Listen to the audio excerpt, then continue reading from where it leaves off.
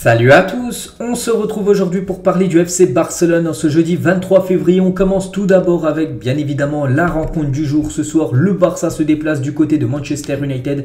Un seul objectif, la qualification pour les huitièmes de finale de l'Europa League. Ça fait bien évidemment les unes aujourd'hui en Espagne, la une Journal Sport. Donc le match de la vérité, ce Manchester-Barça et la une du journal Mundo Deportivo par rapport à ce gros choc titanique qu'ils ont mis en une de ce journal. Donc pour continuer bien sûr sur cette rencontre, on peut voir tout d'abord le groupe de Xavi pour cette rencontre. Donc on connaît déjà des absents comme Dembélé, Pedri, on savait déjà qu'ils n'étaient pas là. Sinon, tout le monde est là, que ce soit Christensen, Fati, Ferran Torres, Rafinha, Frenkie de Jong, même Araujo. Voilà, j'ai pris quelques-uns au pif. Donc voilà, vraiment tout le monde est là pour ce gros match ce soir. Et l'entraînement hier à Old Trafford, parce que bien sûr les joueurs sont déjà en Angleterre. Hier soir, ils ont un petit entraînement du côté d'Old Trafford. Quelques photos, on peut voir tout d'abord Robert Lewandowski, ce serait bien ce soir, qui marque 1, 2, 3, 4, 5, le nombre de buts qu'il veut, mais voilà, qu'il soit buteur ce soir. On peut voir Franck Kessie aussi qui devrait normalement commencer titulaire ce soir. Baldé, on peut voir de nouveau Lewandowski, Baldé, Ter Stegen. On sait que le Barça, en Liga, beaucoup de clean sheet, mais un petit peu moins dans les autres compétitions, Coupe du Roi, que ça soit aussi l'Europa League, il y a eu pas mal de buts pris, même en Ligue des Champions lors de la première partie de saison. Donc ce serait bien ce soir un clean sheet. Si un clean sheet, ça sentirait bon, bien sûr, pour le Barça ce soir, pour se qualifier. Rafinha, on peut voir Frenkie de Jong, de nouveau Lewandowski, Ferran Torres, donc voilà toutes les photos. Jules Koundé aussi qui devrait être aussi aligné dans le 11 de départ ce soir. Et Xavi, qui était bien évidemment aussi présent sur cette pelouse d'Old Trafford, il l'a déjà venu à l'époque, mais lui jouait, cette fois-ci là en tant que coach. Et hier il était en conférence de presse, bien évidemment on va revenir sur ses déclarations. Tout d'abord, nous sommes en forme et arrivons avec l'ambition et de l'envie. Nous avons quelques absences mais nous n'avons pas d'excuses. Nous avons les moyens de nous qualifier face à une des meilleures équipes de Manchester United des dernières années. C'est que là c'est un gros morceau, c'est pas le Manchester il y a 2-3 ans qui était faible, une équipe trop irrégulière. Là c'est vraiment une très belle équipe en face, Manchester United. Après c'est aussi un très beau Barça, il ne faut pas oublier. Toujours avec Xavi, donc c'est un match très difficile. Maintenant United est l'une des meilleures équipes d'Europe. Je pense que c'est le meilleur United de ces dernières années. Nous devons montrer de la personnalité, de l'intensité et capturer notre modèle de jeu. Il a également dit United est de retour. Ils sont même en compétition pour la Première Ligue. Ils sont le cadre et le rival parfait pour montrer que le Barça peut à nouveau affronter une grande équipe en Europe.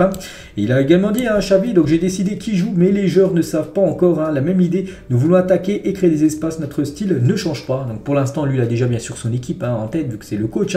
Mais voilà, on connaîtra la compo officielle ce soir, même si je vais vous montrer tout d'abord la compo probable dans quelques instants. Il a également dit Xavi, la première chose que nous essayons avec Araujo, c'est qu'il ose. Je préfère qu'il échoue à sortir le ballon. Nous voulons toujours jouer dans le terrain opposé. Et maintenant, il filtre les passes, se déplace longtemps. Il s'est amélioré. Araujo, Donc il a également dit, au-delà de l'absence de Pedri et Gavi, je soulignerai la perte de Dembélé. Pour tout ce qu'il nous donne, Pedri nous donne de l'ordre. Gavi est une intensité très nécessaire dans un match comme celui de demain. Je vais aller regarder les gars, parce qu'il dit que Pedri n'est pas là. Je vais aller regarder rapidement, parce que peut-être ça j'ai oublié de vous le dire. Pas Pedri, Gavi plutôt. C'est vrai que Gavi, je ne vous l'ai pas dit les gars, et je l'apprends là en faisant la vidéo qu'il n'est pas là, Gavi, je sais pas pourquoi. Est-ce qu'il est suspendu, est-ce qu'il est blessé, je sais pas. Peut-être suspendu parce qu'il n'a pas de blessure. Donc voilà, je suis plutôt étonné qu'il n'est pas là. Donc voilà, j'apprends en même temps que vous les gars que Gavi n'est pas là ce soir, avec la déclaration tout simplement de Xavi. Toujours avec Xavi, donc les absences ne peuvent pas être une excuse. Nous devons rivaliser et nous avons une équipe pour passer au tour suivant, sachant que United est à son meilleur niveau. Et après il a parlé de Léo Messi, donc on en reparlera tout à l'heure de Messi, parce qu'un journaliste lui a posé une question, parce que vous savez que depuis 2-3 jours on parle peut-être d'un possible retour de Messi. Donc un journaliste lui a demandé si c'était possible. Il a fait cette déclaration.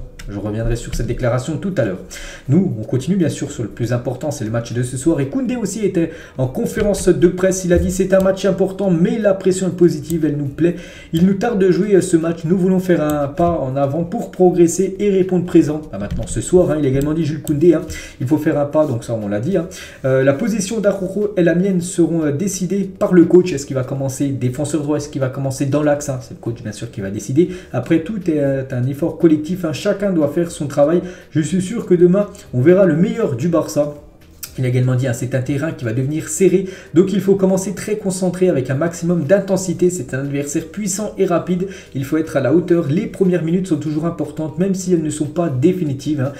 Il a également dit, hein, il y a des situations de match qu'il faut mieux contrôler, des situations où le jeu est en aller-retour, où on ne respecte pas le plan de match, hein. C'est quelque chose qu'il faut apprendre demain. On a une nouvelle opportunité de franchir un cap en avant. Et pour finir avec Koundé, hein, nous n'avons pas le sentiment d'avoir besoin de frapper fort, nous voulons gagner et passer le tour tout simplement, à pas de marquer l'Europe, on va dire, hein. Nous savons que c'est un grand défi contre une grande équipe européenne, mais rien de plus que gagner, passer le tour et continuer notre objectif de gagner cette compétition qui est l'Europa League. Donc voilà toutes les déclarations de Koundé et bien sûr de Xavi avant cette rencontre. Toujours avec ce match, hein, bien sûr, donc petite info concernant peut-être le 11 de départ, Christensen, bon ça c'est quasiment sûr, hein, parce que d'après Sport il devrait démarrer, hein, ce soir. Et la même chose pour Araujo aussi. Et en plus, ce sera un match symbolique pour lui, hein, parce que s'il est titulaire, s'il joue, hein, même s'il est remplaçant, s'il joue une minute, ben, il jouera son 100e match avec le Barça ce soir. Donc voilà, ça sera un match symbolique, hein, bien sûr, pour le défenseur uruguayen, en espérant que cette fête, hein, ce 100e match, ben, ça soit une réussite avec une qualification. Et du coup, ben, la compo probable, hein, donc Ter Stegen, bon, ça n'a pas trop de surprise. Donc Baldé devrait commencer défenseur gauche, Christensen, Araujo, Koundé, hein, 3 joueurs qu'on a parlé juste avant. Milieu de terrain, donc Kessié, Frenkie de Jong, Sergi Roberto, et devant Ferran Torres, Rafinha et Robert Lewandowski. Donc il y a de fortes chances que ça soit ça, vu que Pedri n'est pas là, vu que, comment dire, Gavi n'est pas là, hein, Gavi que j'ai appris là, en même temps que vous il y a quelques instants qu'il n'était pas là. Donc du coup ben, il faut faire avec les joueurs disponibles, ben, ça sera ça. Il y a peut-être aussi l'option Busquets, hein. Busquets est bien dans le groupe, hein. Je sais qu'il est dans le groupe. Donc après, est-ce qu'il peut commencer directement titulaire, lui qui était forfait la semaine dernière, on verra, mais voilà, ça pourrait être ça. Grosso modo on peut dire le 11 de départ. Et côté Manchester, parce que bien sûr il faut voir aussi ce qu'il y a en face, hein. Donc Sancho, Fernandez, Rashford, ouais, Rashford vraiment fort, hein. Casemiro, tiens, qui fête son anniversaire aujourd'hui, il sera certainement titulaire, peut-être Sabitzer, Ravel, Varane. Donc là c'est la grosse équipe aussi normalement qui sera alignée, hein, du côté des Red Devils. Et le Barça de Xavi a remporté 9 matchs consécutifs à l'extérieur, hein, 9 matchs d'affilée, toutes compétitions confondues avec une victoire. Le record, ben, c'est 10 victoires. Donc ce soir ils ont la chance d'égaler le record de Luis Enrique en 2014-2015 avec 10 victoires d'affilée. Donc voilà, ce serait magnifique, hein, de revenir sur ce record historique, hein, de Luis Enrique avec 10 victoires d'affilée à l'extérieur, je vous parle. Donc voilà, maintenant les joueurs savent quoi faire. Donc là on a parlé de tout l'avant-match, hein, bien sûr. Donc maintenant le match doit se jouer. Je pense regarder le match, hein, ce soir, bien sûr. Je ferai un débrief à la fin du match, hein, de ce Barça, enfin de ce Manchester Barça, vu que ça se joue en Angleterre. On continue les gars avec les infos. On va parler des 7 joueurs nommés pour être élus meilleurs joueurs du mois de février du côté de la Liga. Il y a un joueur du FC Barcelone, Frenkie de Jong, les gars, parmi les 7 nominés. Donc en espérant que ça soit lui, bien sûr, qui remporte ce prix. On revient les gars sur Messi. Donc je l'ai dit tout à l'heure qu'on allait revenir, donc ça y est, on va parler là. Donc Xavi à propos de Messi, donc il y a un journaliste qui lui a dit, avec toutes ces rumeurs de Messi, est-ce que Messi peut revenir, hein, au Barça? Donc il a dit, hein, Barcelone est sa maison, la porte est toujours ouverte, hein, tout dépend de ce qu'il souhaite pour son avenir, hein. Il est le meilleur joueur du monde, de l'histoire, donc bien sûr il conviendrait à l'équipe. En gros les portes sont bien ouvertes pour le retour de, comment dire, de Léo Messi. C'est Xavi, hein, qui le confirme en conférence de presse hier, hein. Donc toujours avec cette affaire Messi, hein, donc Barcelone ne voulait pas que la rencontre avec le camp de Messi soit convenue pour éviter des conclusions optimistes, hein. Cependant le club évalue positivement la longue rencontre, hein.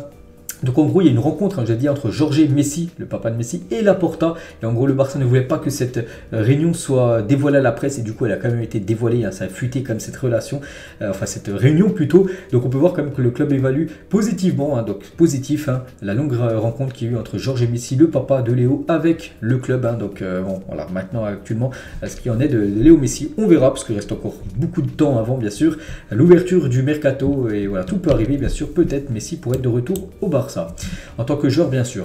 Les équipes ayant pris le plus de points à l'extérieur dans chacun des 5 grands championnats cette saison, et le Barça, ben, c'est l'équipe en Espagne qui a pris le plus de points à l'extérieur, 30 points pris à l'extérieur en Liga. J'ai dit en plus qu'il restait sur beaucoup de victoires à l'extérieur, donc beaucoup en Liga. Et du coup voilà, en gros c'est chaque championnat, l'équipe qui a pris le plus de points à l'extérieur, ben, en Espagne c'est bien le FC Barcelone.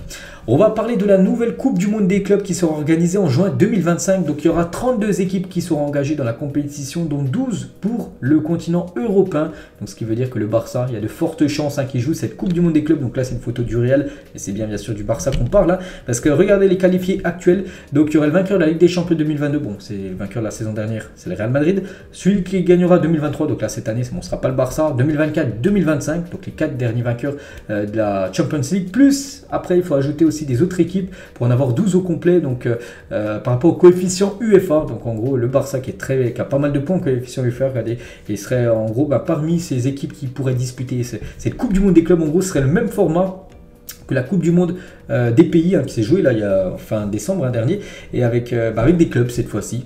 Donc voilà, ce serait magnifique bien sûr, et le Barça pourrait participer bien sûr à cette compétition. Riqui Puig, donc c'est en 2025, voilà, avant, donc on attend bien sûr d'en reparler. On revient les gars sur Riqui Puig, ancien Blaugrana, maintenant joueur de l'équipe des Los Angeles Galaxy. Il a eu un petit mot sur Julian Araujo, lui qui a quitté les Los Angeles Galaxy pour venir du côté du Barça Athletic. Il a dit Araujo a beaucoup donné à Barcelone, il joue derrière l'espace, il joue avec des arrières latéraux avancés, donc cela l'aidera du côté du FC Barcelone. Junior Firpo s'est entretenu avec le journal Sport, il a dit le Barça est favori face à Manchester United. Firpo, toujours sur le Barça, manquant Gavi et Pedri, il a dit bien sûr ils nous manqueront Gavi dans un match comme celui-ci, mais bon, ce que je dis, le Barça, ce que le Barça a maintenant, il a dit je suis très content pour eux. Vous avez Araujo qui est maintenant l'un des meilleurs, sinon le meilleur défenseur central du monde, et voici comment il a grandi, est spectaculaire. Et Francky, j'ai parlé avec lui l'autre jour, il est fou de joie. Donc voilà ce que dit Junior Firpo, l'ancien joueur du Barça, maintenant je crois qu'il joue du côté de Leeds United. On va parler de Sergiño Dest. Là, c'est Milan a pris la décision finale, ils n'achèteront pas Sergiño Dest, c'est sûr. Il reviendra à Barcelone à la fin de la saison. Il avait une option d'achat de 22 millions d'euros qui ne sera pas levée par l'équipe de Milan. Il reviendra au club et le club le prêtera ou le vendra définitivement, parce que Xavi ne compte pas du tout sur Sergiño Dest saison prochaine. Pedri les gars, quelques matchs de Pedri, enfin des matchs les semaines d'avant, les mois d'avant, et avec ses performances, on peut voir à chaque fois les notes, c'est les notes qu'il obtient sur 10 à chaque fois. Quand c'est en bleu, c'est qu'il a été élu homme du match, et beaucoup de verts, c'est-à-dire à chaque fois des grands matchs de la part du crack Pedri. Quelques déclarations de Pablo Torre, il a été interviewé par rapport à ce TikToker qui fait souvent des interviews avec les joueurs du Barça. Donc il a dit d'abord le joueur qui l'a le plus surpris du côté du Barça, c'est Pedri, qu'on a parlé juste avant. L'équipe favorite en Liga, enfin l'équipe qu'il aime le plus en gros à part le Barça, il a dit le Real Betis Séville. C'est Pablo Torre qui dit ça à chaque fois. Donc le rival, en gros le joueur rival qu'il aimerait avoir du côté du FC Barcelone, il dit Kylian Mbappé. L'équipe qui va gagner la Ligue des Champions cette saison, le Bayern Munich pour Pablo Torre. Pablo Torre toujours, donc la dernière chose qu'il a acheté c'est des vêtements. Une équipe qu'il aime en dehors de l'Espagne, c'est Chelsea. Peut-être un grand fan de Chelsea, Pablo Torre. Toujours avec Pablo Torre, si tu étais de nouveau né, quel joueur aimerais-tu être? Il a dit Léo Messi, faire la même carrière que Léo.